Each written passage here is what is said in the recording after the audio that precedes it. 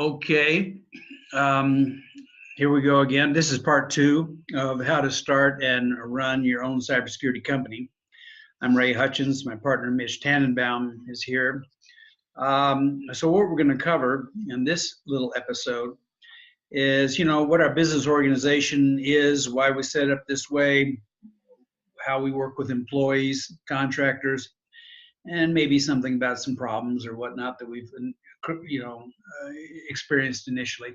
So we each had our own cybersecurity company, and when we met doing our own thing, we worked together on a couple of jobs.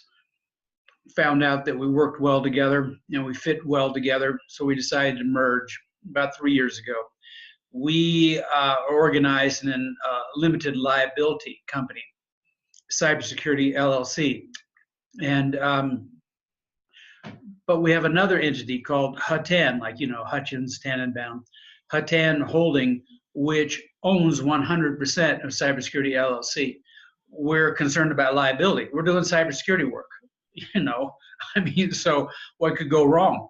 And so we got some legal advice by some sharp business lawyers, and they told us this is the way we set it up. So Huttan owns everything, and we do business as Cybersecurity LLC, and then before we distribute money to ourselves, it goes to Huttan, and Huttan gives us our money. That's the way we're set up, and it's working. A little bit cumbersome when you got another company in there, but in terms of liability, that's the thing to do. So if you're thinking about going into business, you need to think about, well, what are you going to be? You can be a corporation, you could be a limited liability company. You probably need to get a lawyer to talk to you about it, and do it right. We're all for doing it as right as we know how to do it. We have like our minutes to our, we have meetings, and we take minutes, we sign the minutes. We're trying to do everything correctly. So if there is a problem, there has been no problems between Mitch and I as partners, and we're 50-50 partners, by the way. Sometimes that doesn't work. In our case, it works for us. And but a lot of times that could be a problem.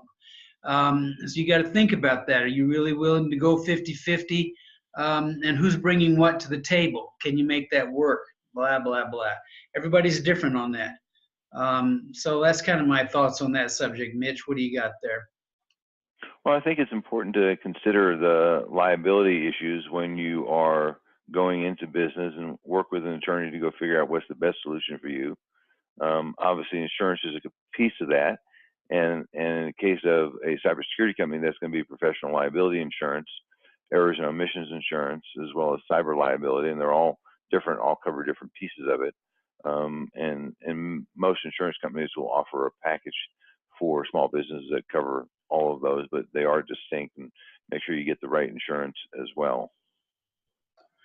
Yeah, so we have general liability and we have cyber insurance. We don't have workman's comp because we don't have any employees. So it's just Mitch and myself. We operate out of our homes. We started this company, we each put $5,000 into the company, and then we weren't making money for a while, and so we were not taking any pay for a while. And then after we started making money, then we could take pay. But if we don't make money, we don't take pay. I mean, that's what we do. But we have no overhead either. I mean, it doesn't cost anything to run this thing.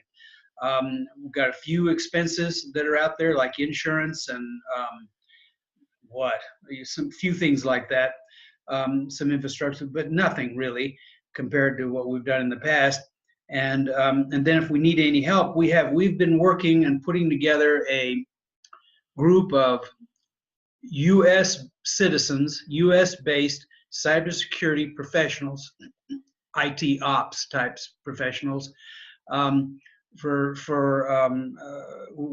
need them for vulnerability scanning and penetration testing, for forensics. We need cybersecurity legal help, cybersecurity crisis communications. We put together these people, we vetted them, we work with them, and we call on them when we need them. And they work for us in typically they're a subcontractor to us. So we have a subcontractor agreement with them put together by an attorney, done very well. So that's an important document for running our business. But no employees. If we have like one company, we've got one company that we deal with on forensics or something. If we don't, if the relationship with our customer is not such that they can operate with us as a subcontractor, then we have a referral agreement where we refer them the business and they pay us a fee for working with it, 15%, 10%, whatever we can get, whatever the market will bear. And then we have, with each of our customers, we operate with a master services agreement, which is good for 2 years, and then we do statements of work along the way. So those are the documents that run our business, but they're good documents, and we paid for them, and we use them meticulously, and we stay on it. We also have the subcontract agreement with our contractors as well. So that's how we're organized, and that's how we operate. That's for us, a small company, a couple of guys doing less than $1 million of business in Denver, Colorado. What might work for you? Talk to a lawyer, see what you want to do. But that works for us. Anything to add to that, Mitch? Yes. Okay. Given that we're operating with a group of subcontractors, it is important to understand what the security practices of those subcontractors are. So whereas a normal subcontracting agreement might just have business terms, our subcontracting agreement discusses the issues of the cybersecurity of the information and systems that our subcontractors are using, because ultimately our client is going to come after us. Now, our cyber liability policy does cover our subcontractors. That's not where we want to go. We would obviously much prefer that the primary liability be on the part of the subcontractor and their insurance carrier, but we do have coverage there. So understand what you expect of your subcontractors, and make sure you put that in writing. Do not assume anything that exists that lives in your brain or in a verbal conversation will be enforceable if push comes to shove. Yeah, and even though we have no problems, we have no lawsuits, we're not involved in any disputes anywhere, still those agreements matter, and we have used those agreements. In fact, the one example that I can think of is penetration tester that we like very much. We get along very, very well with this individual, but we did a penetration test for a large publicly traded company. They tried to cut, after we got this deal, did that deal, they went to the subcontractor. Our arrangement with our MSA with the publicly traded company said that they couldn't use our people outside.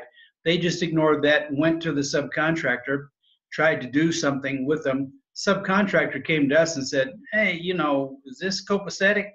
And we went, no. I said, your agreement with us, the subcontractor and us, says you can't work with our client. Our agreement with the client says they can't work with you. So we set up an arrangement so that one time we let that go through, and then we got paid on that job, but then it went back to the correct arrangement, and we're still doing business with both the subcontractor and the publicly traded company. So I mean, these agreements matter, and the fact that you follow them matter. So that's what we're trying to tell you about. Here's our agreements, here's what we do, and we use them. They're for real. If you don't use them, you're going to get into trouble. So forget it. Either do it right or don't do it. And bottom line, you're working really hard doing this stuff. You don't want the lawyers and the courts to wind up with all of the money in the end of the game. So taking care to set things up right, to have your relationships be right, to understand what the requirements are, doing all that up front is a worthwhile exercise, even though it'll cost you a few brain cells and it'll cost you a few dollars with the lawyers. Yeah, right. Okay, so that's enough for now. We will, part 3, we'll continue the conversation about this, and then kind of tell you something about our customers and what we're doing, some of our goals, where we're going. Okay, so far we think this is working, and let me get out of here, end the meeting. Okay.